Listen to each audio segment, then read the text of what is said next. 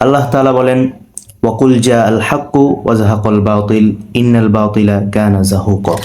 রাত আর দিন যেমন একসাথে হতে পারে না, তেমনি হক আর বাতিলও একসাথে হতে পারে না।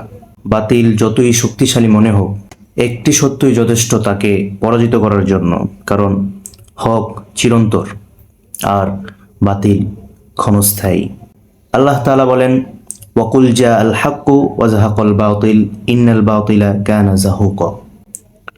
সত্য এসে গেছে এবং মিথ্যা বিলুপ্ত হয়ে গেছে। নিশ্চয়ই মিথ্যা বিলুপ্ত হওয়ারই ছিল। মনে রাখবেন, বাতিলের শক্তি যতই বড় দেখাক না কেন, তার ভিত্তি দুর্বল। আর হকের অনুসারী যতই কম হোক না কেন, তাদের শক্তি সত্যের উপর প্রতিষ্ঠিত।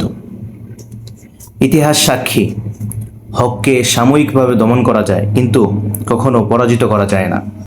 আর বাতিল কিছু সময়ের জন্য বিজয় হলেও তার পরিণতি ধ্বংস ছাড়া আর কিছুই না। তাই প্রশ্ন একটাই, আপনি হকের পাশে দাঁড়াবেন নাকি ক্ষণস্থায়ী বাতিলের মোহে হারিয়ে যাবেন?